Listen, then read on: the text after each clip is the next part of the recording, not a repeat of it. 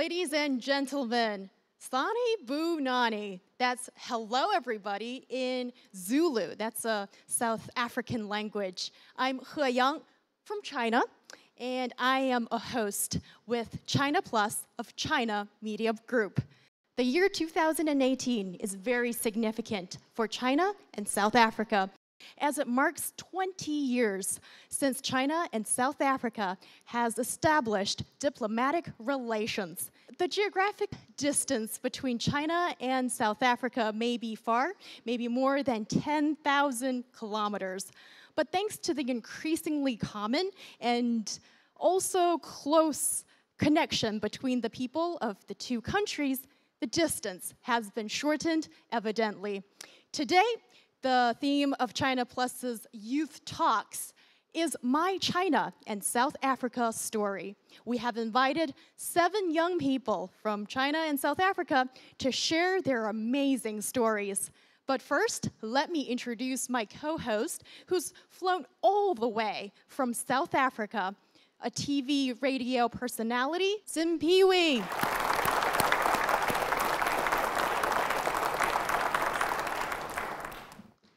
大家好，大家好，中国。 That's great. Hello, everybody. Thank you so much for coming through. My name is Simpiwe Ngongwane. I'm from South Africa. I work for the South African Broadcasting Corporation, SABC TV and Radio News. You know, when I got the invitation to be part of this event, I accepted with so much glee. Especially looking at the prospect of being associated with a vehicle that serves as a window into China and a window into South Africa, and of course the economic spin-offs that will emanate therefrom. So it's an absolute honor to be here. It's wonderful to have you here. Simpiwe, welcome to China. And I heard this is your first trip to Asia. What's your first impression of China? My first impression is nothing but glorious. You know, the minute I set foot at the Shanghai International Airport, I loved everything about it. I mean, it was such a buzz. It's a city that never sleeps. And of course, the language. I love the way you guys speak, even though I don't understand what you're saying, but I just love the way you speak. And you know, as we've seen the exchanges between both countries over the years, we get a broader understanding of how each country operates. You know, the speakers that we've invited here are from diverse backgrounds. They are bright young minds who are here to share their experiences of China and their experiences of South Africa. Oh, certainly. Our speakers today are truly remarkable. They're outstanding representatives of their respective fields. From different paths as they take, they are enforcers of better understanding for both nations. Our first speaker, he's from China, but he's been working and living in South Africa for the past 5 years. He's managing director of China Railway International Southern African Company. His company has built one of the most impressive tall buildings in South Africa. Let's learn more about the man through a video first. My name is Jan Wen. I'm 34 years old, and I have been staying in South Africa for 5 years. I'm now working for the South African branch company of China Railway International Group, developing and building houses in South Africa. Unlike most of my colleagues away from their family, I'm lucky to have my wife and my 2 kids staying with me in South Africa, which I call my second home now. There are 2 things always in my baki: a safety helmet and a tie. Helmet for the construction site and the tie for my meetings with lawyers, engineers, and other professionals. Morning, Pansel. How are you today?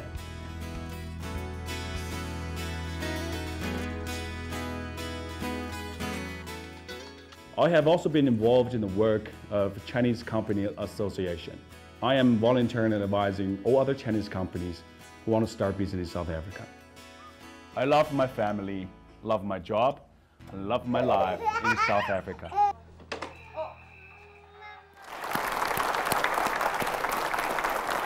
Well, thank you, He Yang and Simpiwe. I went to South Africa 5 years ago for the first time as a visitor. But now it has become the second place on this planet that I call home. Ladies and gentlemen, my name is Wen, and I can't be more excited to share with you my stories about South Africa. 5 years ago, I had only one daughter. But after South Africa, I've been blessed with three beautiful girls,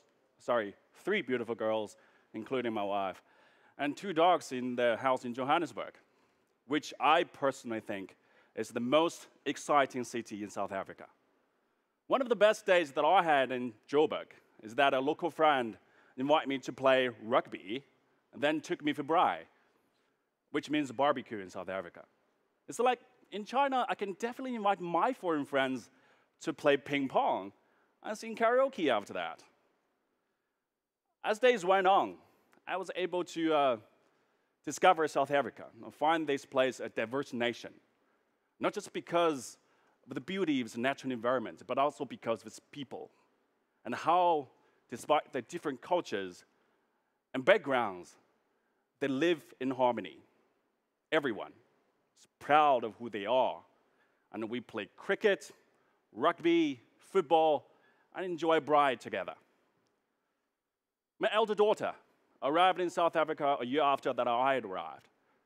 She was only 3, and she couldn't even speak English.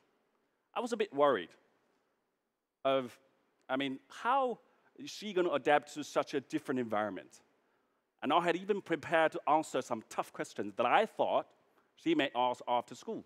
But however, at the end of that school day, my little girl came back home with all smiles, telling us how much she enjoyed playing with her new friends. She didn't even show the least bit of concern about her new classmates with different colored skins and the different languages that she couldn't even understand.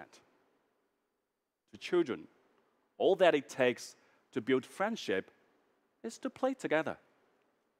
What a lesson that I have learned from my little girl. We adults have just made simple things complicated. I sometimes feel ashamed and guilty of my own complexity. Friends keep asking me questions like, is it safe in South Africa, especially in Johannesburg? Well, the answer is yes and no. Horrible incidents do happen in this country, so no, it's not always safe. But terrible things also happen elsewhere, don't they? As long as you don't go to the wrong place at the wrong time, you'll be fine. What choice are you going to make if I tell you that 99% of South African people are friendly and hospitable? Are you going to avoid the 99% who are good to hide from the 1% who are not? I have made my choice. What would you do? I work in the South African branch company of China Railway Group. Our company built the well-known railway line that connected Tanzania and Zambia in the 1960s. And I'm building houses in Johannesburg. We have invested about $200 million in South Africa and helped create thousands of jobs in this country. 3 months ago, we've just finished another office building in the new CBD of Johannesburg. And that project alone employed more than 900 construction workers, 30 local professionals, and 3 of my Chinese colleagues. At the completion ceremony, our clients show their happiness with their new home by saying this: there are only 2 things of China that you can see from the space. One is the Great Wall, and the other is our building. I think he's lying.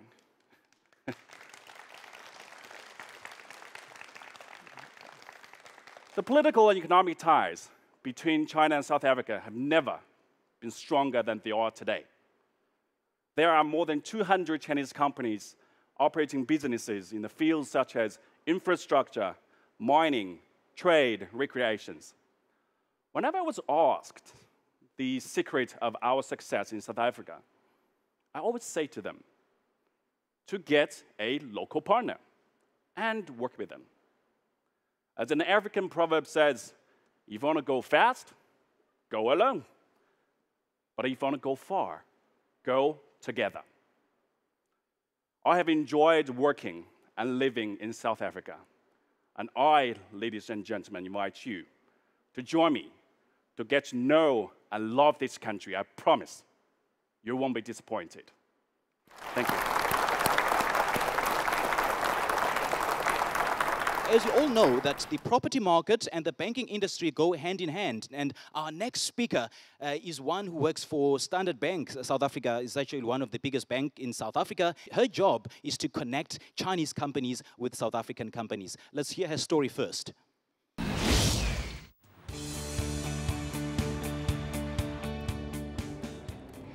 My name is Kirsten Greenough. I was born in Johannesburg and I've lived here my entire life.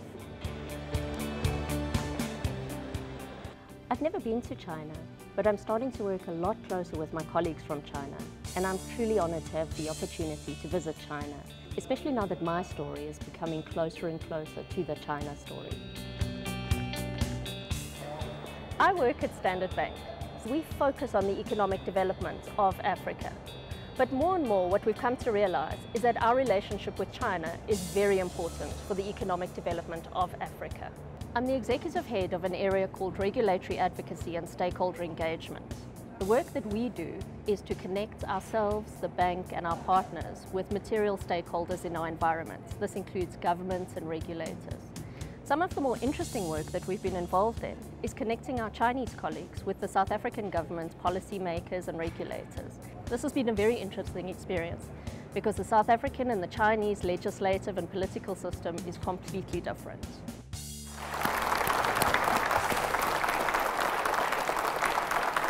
Hello, I'm Kirsten. And unlike my fellow speakers who you're going to hear from today, this is actually my first visit to China. My first visit to Asia. I've never been before. But life is full of surprises, and this is one of the surprises that has actually happened to me. I never imagined that China would be part of my life. I didn't think that actually I would get a chance to even visit China, let alone connect through my bank, through my job with China. So the bank that I work with is Standard Bank. We're a South African bank. So how did this journey begin for me?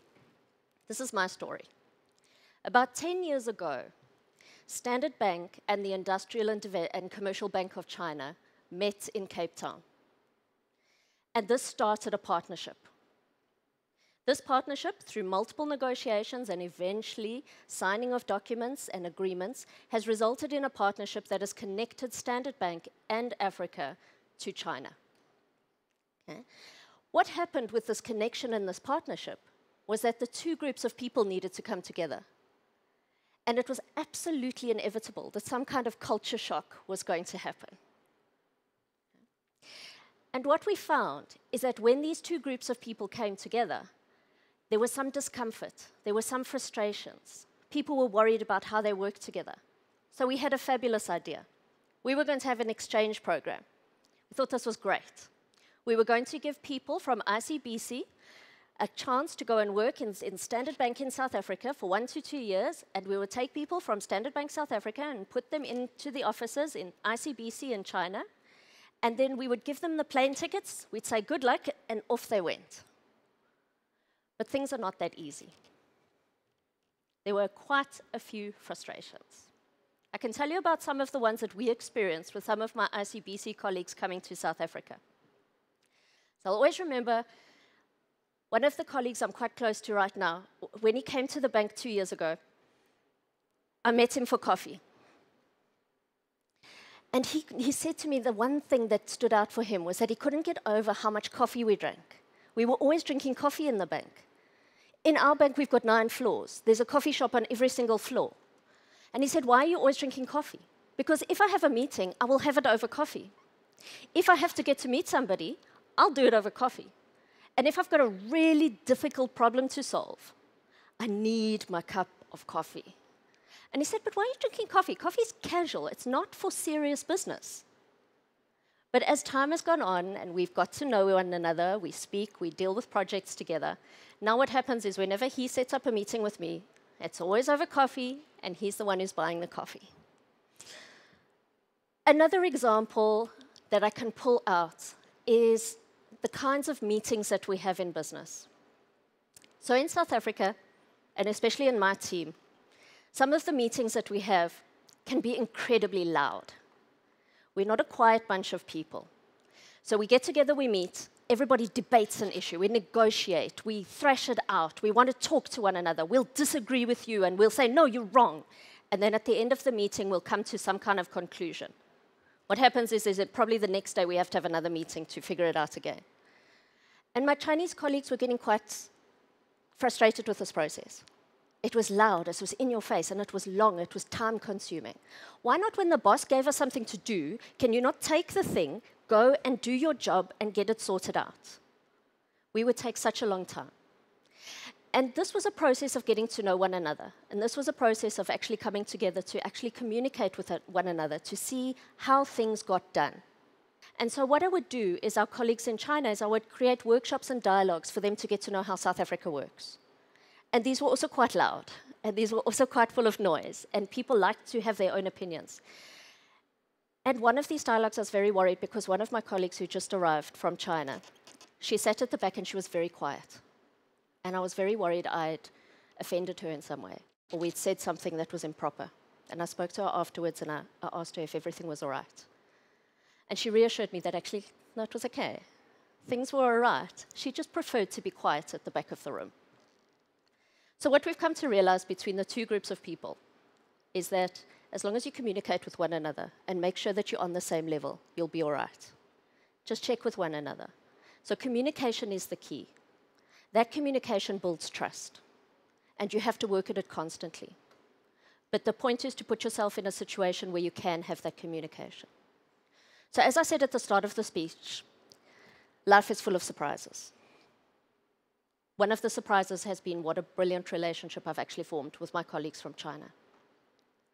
Has it been an easy journey? Not always. Both sides have made mistakes. But growing pains are part of the process. You have to get to know one another. But I can tell you right now that the rewards by far outweighed any challenges that we have ever experienced. Thank you. Thank you so much, Kirsten. As our world becomes a smaller place, it's necessary to get to know each other's work culture in different ways of problem solving. Our third speaker of today is a culture envoy. He's the director of the Confucius Institute of Durban in South Africa. But before we hear his story, let's get a preview of what's his life like in South Africa. My name is Frank Ling Wu, the Chinese director coordinating of the Confucius Institute at the Durban University of Technology. While I was in Canada, my South African friends first introduced this southernmost country in African continent to me. At that time, South Africa sounded so far away from me. Several years later, I worked at Fujian Agriculture and Forestry University. One of the South African students describing the beautiful things of the country for me. I started to yearn for this amazing country. Thanks to Confucius Institute, I got a chance to start my first journey in Africa to explore the people and the life in South Africa, a place with astonishing natural beauty and a rich culture. Thank you.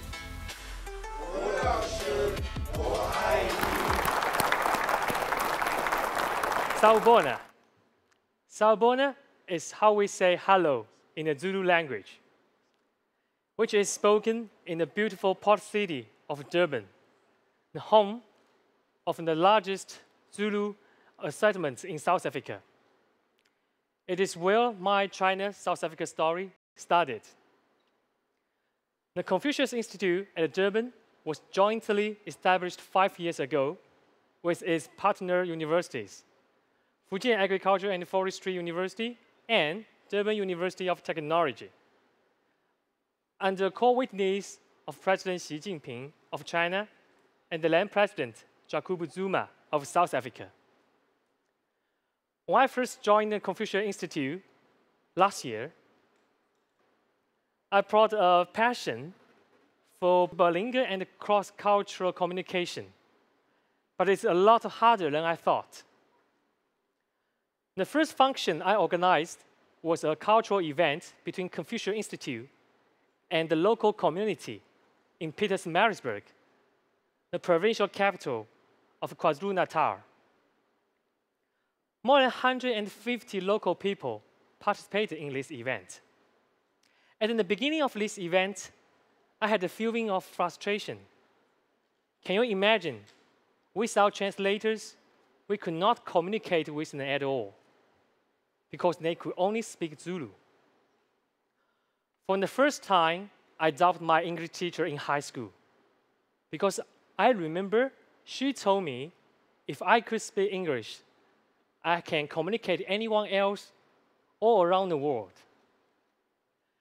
That was a really long day.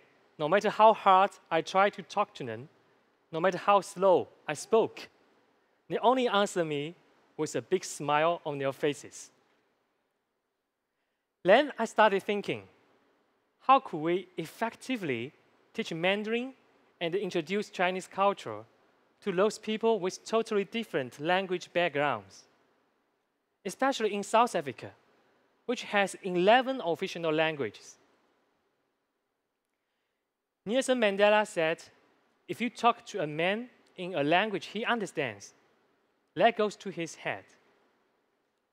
If you talk to him in his language, that goes to his heart. As a language teacher, I first had to learn from our students, starting with their own language, which is Zulu.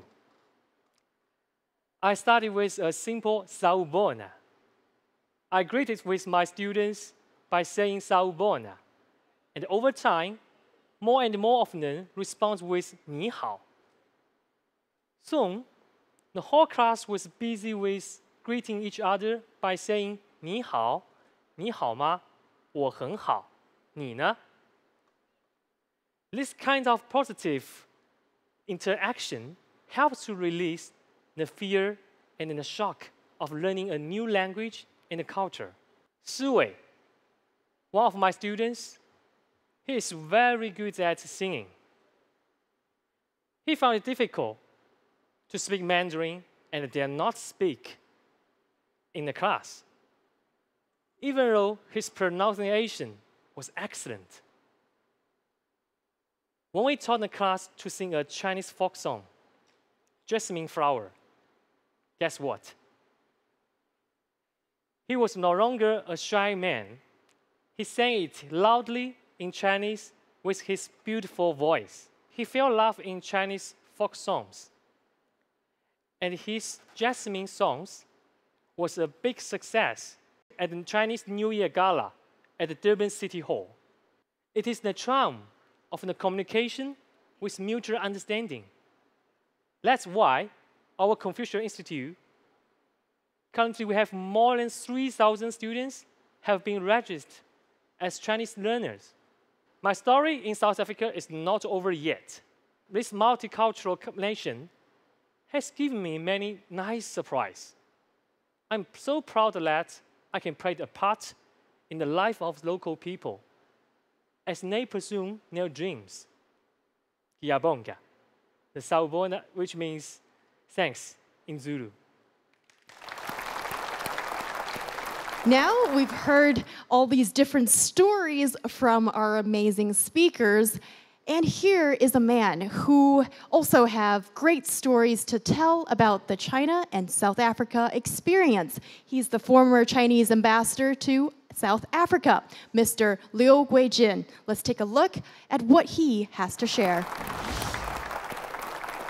I'm former Chinese ambassador to South Africa. I remember that in early 2003, before the Iraqi war broke out, Nelson Mandela, the ex-president of the country, made a public statement that he would like to go to Iraq to be human shield himself, if that could prevent a war from breaking out and save innocent lives of the people. So for that, he asked to have a phone call with President Jiang Zemin. I went to his home in Johannesburg to make preparations. He was so happy about his conversation with President Jiang Zemin, and he asked me to stay a few minutes behind and have a tete-a-tete with me.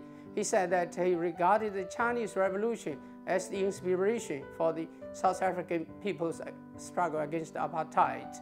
So that's why in Robben Island, he and his comrades celebrated the Chinese National Day in their own way, secretly.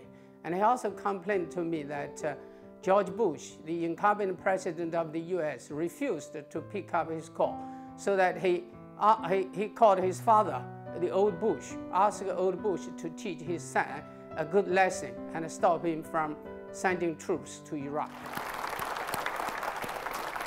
Former Ambassador Mr.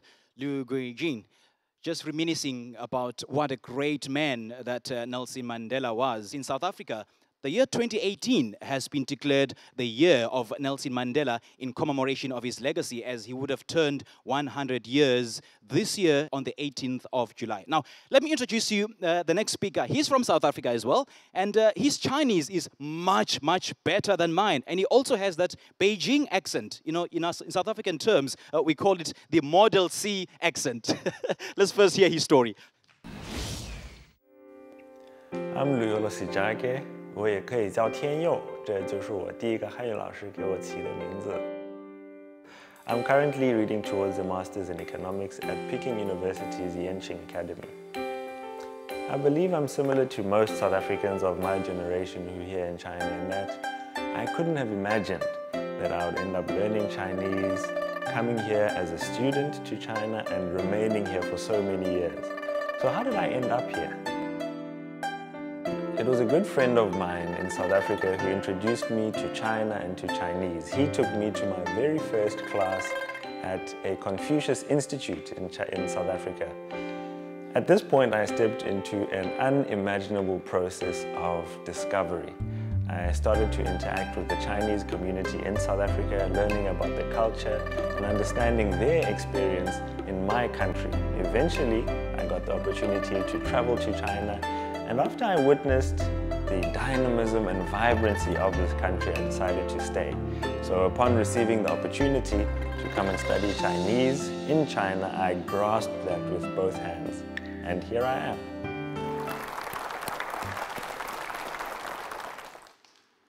If you were to ask me 10 years ago if I knew anything about China, I would have told you, well, of course I do.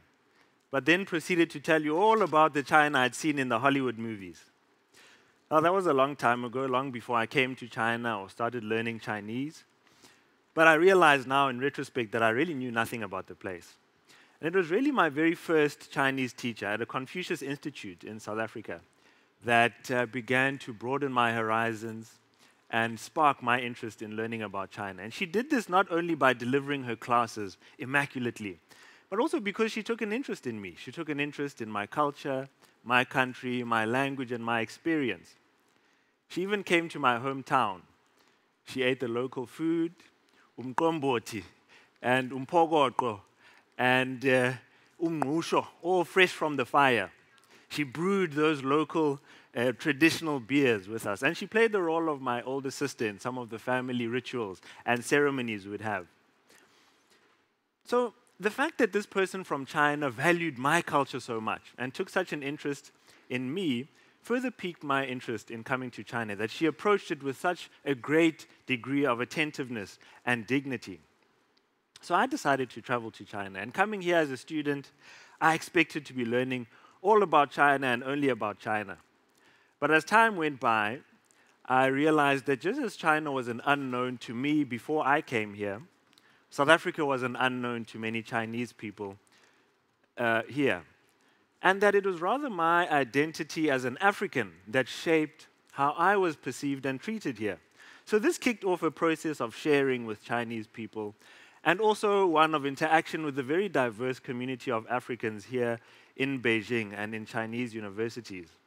What happened to me through this process is that I was able to deepen my understanding of my own continent and what it meant to be a South African. And this was one of the really unexpected gifts of coming to China and leaving my country. But of course, my experience here was also one marked by a profound process of discovery of this place. I live in a part of Beijing called the Hutongs. Now, this is a place that has preserved its traditional architecture despite the tremendous change that's taken place around it in the last few decades. So my morning commute takes me past traders who are opening up their shops, groups practicing Tai Chi in open spaces, and aunties chatting about this and that. Occasionally, an elderly person would approach me and say to me, 小伙子，你是哪国的呀? Well, that means, where are you from? And when I respond with Nanfei, South Africa, they would say with a broad grin, 非洲兄弟, which means African brother.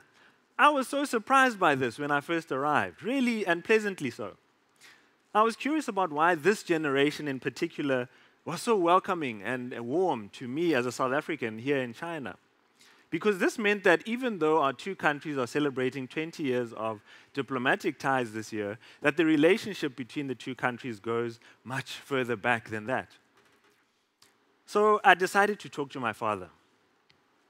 And I asked him about what his experience of the relationship between China and South Africa was when he was closer to my age. I realized that it was very different to mine. As a young man, he became a liberation fighter. He joined a movement and struggle against the apartheid regime in South Africa at the time. The first thing that he told me was that as young activists and fighters, they would read the Peking Review.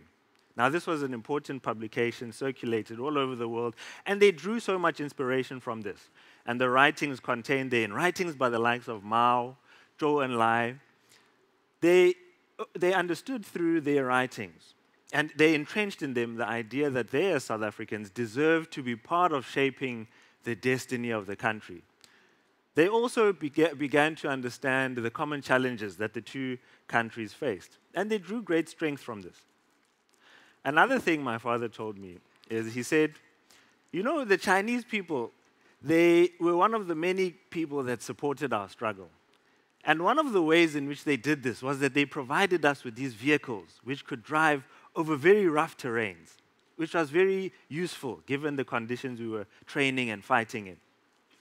But the problem they had was that they didn't know what these vehicles were called. The branding was in Chinese, they couldn't read Chinese characters or pronounce the names. So they decided to call them Zhou Enlais, naming them after Zhou Enlai, who was the premier at the time and one of the great supporters of their endeavors. So this shows that there's always been a relationship of fraternity and dignity between Chinese and South African people. At that time, decades ago, Chinese people stood by us in our struggles. And today, I still feel that legacy as I'm embraced as an African brother, a 非洲兄弟. Well, many things have changed since then, but one of the things that has remained a constant feature is the sense of solidarity, fraternity, and the continual fight and struggle for dignity by the people of China and South Africa. The youth of yesterday have carried this legacy forward, and my generation must ensure that the relationship between these two countries continues to grow and evolve on this basis. Thank you very much. 谢谢. Thank you so much, Lu Yolo. What a unique story that takes us back in time and look at the stories of two generations of South Africans and Chinese people. Our next speaker stood out in our online campaign in the search for the most interesting China and South African stories. Don't let her youthful looks or petite body frame fool you. She's doing much bigger stuff. She's a recipient of the postdoctoral degree in biomedical engineering at the Army Medical University in China, and she's going to share her story of protecting great white sharks. Huang Xiaobei, please join me on the stage. When I was 10 years old, I watched Steven Spielberg's famous movie, Jaws, and it became my nightmare. I always dreamed that the great white shark was chasing me. When I grew up, I realized that although the great white shark looks fierce and strong, they actually need our protection. The International Union for Conservation of Nature even listed the great white shark as a vulnerable species in 1996. I hoped that one day I could do something for this big animal, and my time in South Africa brought me this opportunity. In 2016, I found a project to protect great white sharks in South Africa, was looking for volunteers. It felt like a dream come true. I applied immediately. Last summer, I landed in South Africa. It's one of the few places in the world that you can still find large numbers of great white sharks. We learned how to prepare a boat, wash equipment, work with the visiting eco-tourists, and how to record data about the great white shark. We did a bit of everything. We even helped wash the dishes. The most thrilling moment was when we went cage diving. Cage divers record data about the great white sharks, including their sex, size, markings, and behavior. I was lucky enough to have 2 cage dives. It's really a breathtaking experience to watch the great white shark leap out of the water to slap at the bait with their sharp teeth. Marine biologists taught us a lot about the great whites. For example, in evolutionary terms, sharks are one of the most successful families of animals. They have thrived in the world's ocean for hundreds of millions of years, and they play a very important role in the ecosystem. During one class, the marine scientists talked about the shark fin soup. It's a traditional Asian food. Having had close contact with sharks, I urge my friends in China not to eat shark fin soup anymore. I tell them that, just like the giant pandas, the great white shark are also an endangered species that need our protection. Fortunately, China has banned shark fin soup being served at state events. Many restaurants in China have also removed shark fin soup from their menus. According to WildAid, consumption of shark fin soup in China dropped by more than half from 2011 to 2013. Shark fin soup is no longer popular in China. Both China and South Africa are countries with many endangered species. I come from southwest China, Sichuan province. It's a hometown for giant pandas and golden monkeys, just like many young people have done in South Africa. The young people in Sichuan have helped to build nature reserves to protect their endangered species and give their time to work as volunteers in these reserves. Respecting nature and cherishing life is held up as an ideal and an expression of Chinese culture.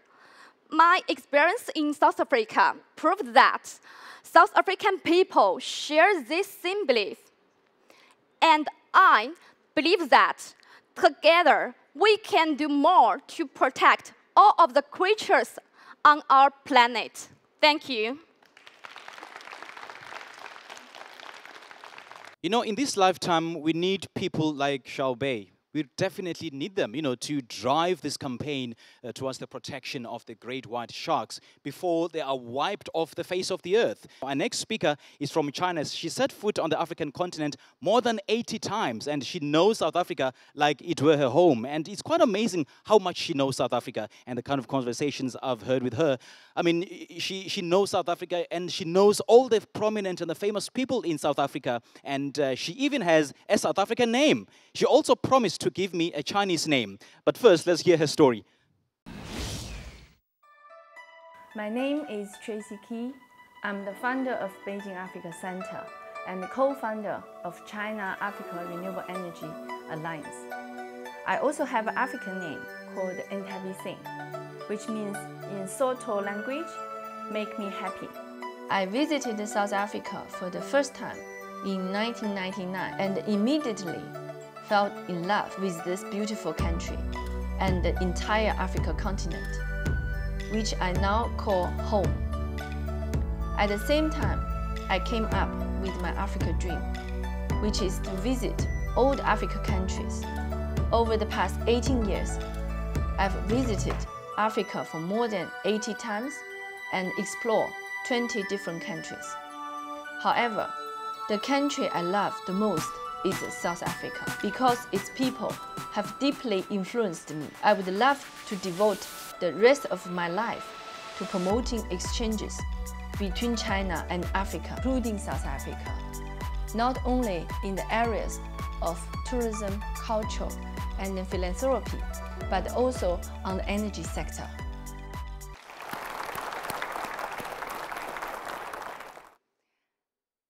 My name is Tracy. As you know, I had a South African name, Intabising. 19 years ago, I decided to go to South Africa to study. At the time, I did not know much about the country, and I certainly did not know that my decision to study at South Africa would shape the direction of my life for the nearly 2 decades that followed. Some South Africans played a major part in this process.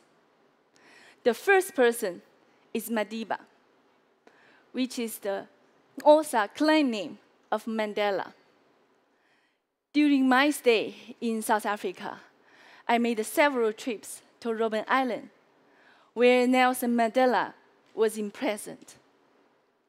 I learned a lot about this great man, a man who nurtured a sense of hope and bravery in the times of operation. He used to say, "It always seems impossible until it's done." This saying has become my motto in my life. In 2013, I organized the Nelson Mandela International Day celebrations to show people how to give back to their community like Mandela did to his. I have to confess that behind those efforts, I had a little secret. I wished someday to meet Nelson Mandela himself. However, in December that year, he passed away. In my grief, I felt even more obliged to carry on his legacy. At our annual Mandela Day events, I had tried to gather family and kids to teach them how to contribute, how to share the love with the people who are in need of help, just like Nelson Mandela taught the world. I've always been surprised by the high level of support we've received. Seeing the happy faces at our event, I could feel the Madiba is smiling to me. In 2009, when I was still working for South Africa Tourism China office, I took some Chinese musician, Gu Feng, and a TV crew to South Africa to visit an old friend of his and film a music show. We traveled a long way to the little village called Matsamo. The villagers prepared a welcome ceremony and treated us like old family members who had come to visit from far away. One of the first things we arrived and noticed was that the village houses with the thatch roof had recently burned down. So we decided to help them rebuild some of the houses the next morning, and instead we shooting our music program. By the nightfall, we'd finished fixing 2 houses. And in the evening, we spent the time together by the fire, singing and dancing and laughing and cherish each other. The village didn't have access to electricity. Kids did their homework study by candlelight. And that night, the idea hits me. Why not help the locals to take advantage of solar energy? The sun's energy can light up the houses and then to live those lovely people. After the trip, I started to consider how I could help and introduce the renewable energy in the village into Africa. Last year, I co-founded the China-Africa Renewable Energy Alliance. The mission of the organization is to reintroduce reliable renewable energy companies and products to Africa, including South Africa, using solar, wind, tidal, biomass energy. Some people think this sounds like a far-fetched idea, but I believe the resilience of the people like Madiba shows that sometimes it always seems impossible until it's done. Thank you. Thank you so much to Yufei or Tracy.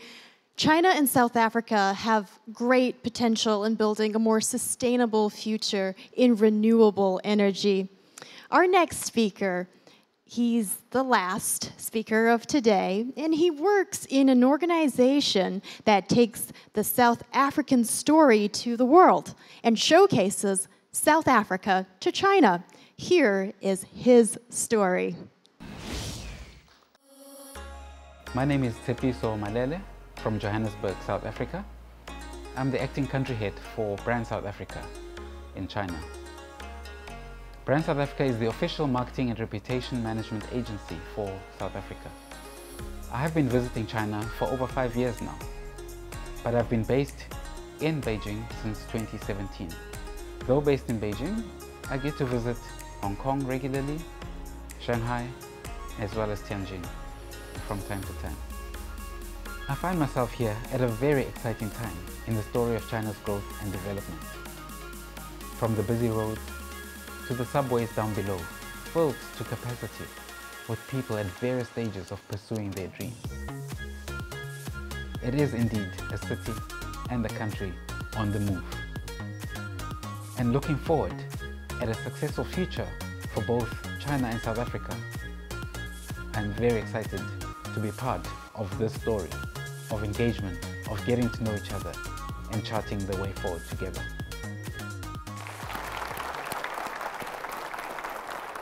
Hi there, would you like a picture?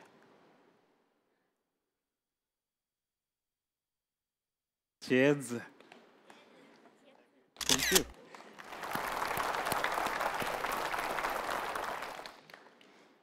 If you stop to think about it, a photograph is actually quite profound.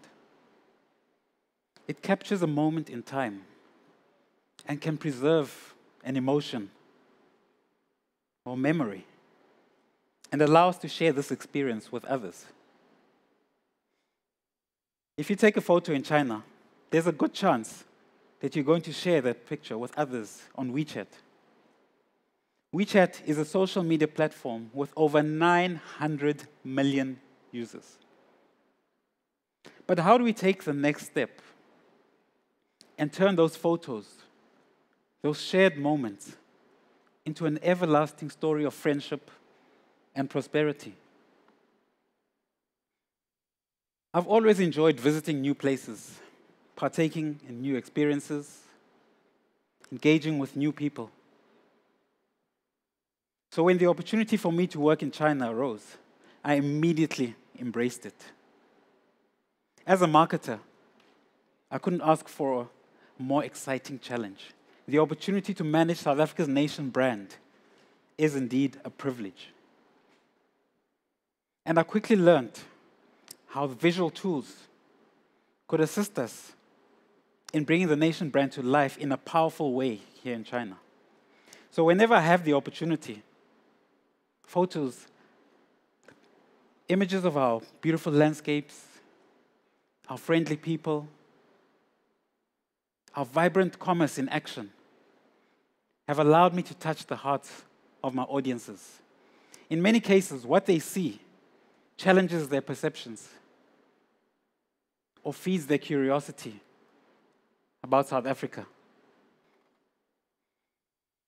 I find myself in China at a very dynamic time in the story of China's growth and development. And many global brands form a part of the daily lives of hundreds of millions of Chinese consumers. And one can easily overlook how some of these world-class products and brands can have a link between our two countries. And if you live in Beijing or you've spent time in any major city around China, you know there's a Tesla around every single corner. And Tesla, of course, is led by none other than Elon Musk, South African-born and raised businessman. Actually, can anyone tell me which high-end global fashion brands have a connection to South Africa? Anyone? Cartier? Dunhill? Shanghai Tang? Montblanc? These brands all have a significant shareholding being held in South Africa. Now, part of my job involves building a network among South Africans who are living and working here in China. And one of these South Africans organizes social events to bring together members of the South African community. And over time, we've had a wide range of people, not only South Africans, attending these events. Other expats have joined, but lately, more and more Chinese guests have been coming along to get to know us, to get to understand our culture a bit more. So, let us get to know one another, one story at a time, one photo at a time. Thank you.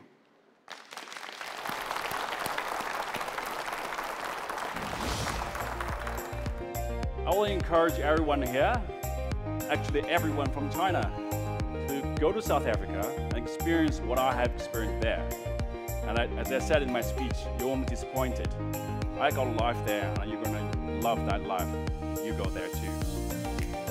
I think my message is about creating connections. It's about enabling those connections and making sure that we keep communicating with one another. And I think we already have. We've got a BRICS summit coming up. There's a FOCAC meeting. These are important opportunities for our two nations to keep communicating with one another. I would like to say, let's celebrate the great achievements we already made between China and South Africa, and looking forward to the even more bright future. And stay at my point, I would like to promote more and more people-to-people exchange between two countries. Long live the South Africa-China relationship. 中南关系万岁! Cheers for the friendship of China and South Africa. And please join me.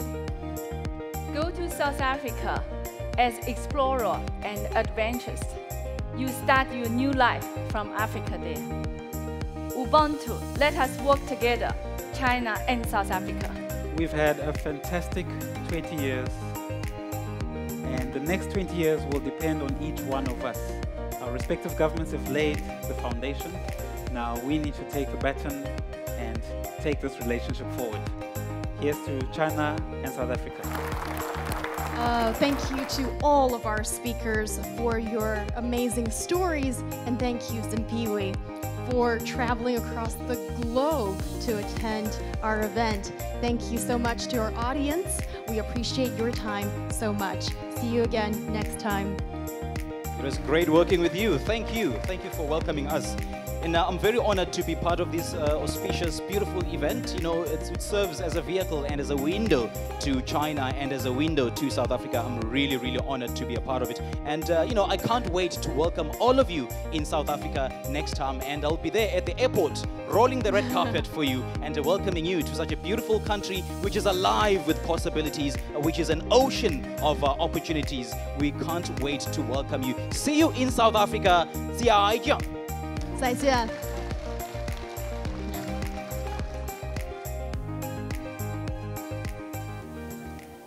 Hello everyone, I'm Lin Songtian, the Chinese ambassador to South Africa. It is known that this year marks the 20th anniversary of the establishment of diplomatic relations between China and South Africa. It is known to all that both China and South Africa are the two major emerging and developing countries with the growing influence, significant influence in the world. Our relationship is not only limited as a good friend, but beyond that, we are the communist plus brothers. Between China and South Africa, we have a lot of good story. So I'm very happy that China Plus of China Media Group built such an important platform for youth exchanges between our two countries so that more people get to know each other, get to know those wonderful stories and their protagonists. I wish you a successful event today, and I also wish a better and wonderful future of our two countries and two people. I thank you. China plus South Africa, hand in hand towards a better future. China plus South Africa, hand in hand towards a better future. China plus South Africa, hand in hand towards a better future. China plus South Africa, hand in hand towards a better future.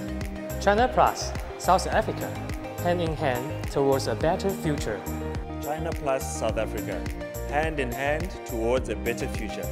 China plus South Africa, hand in hand towards a better future. China plus South Africa, hand in hand towards a better future.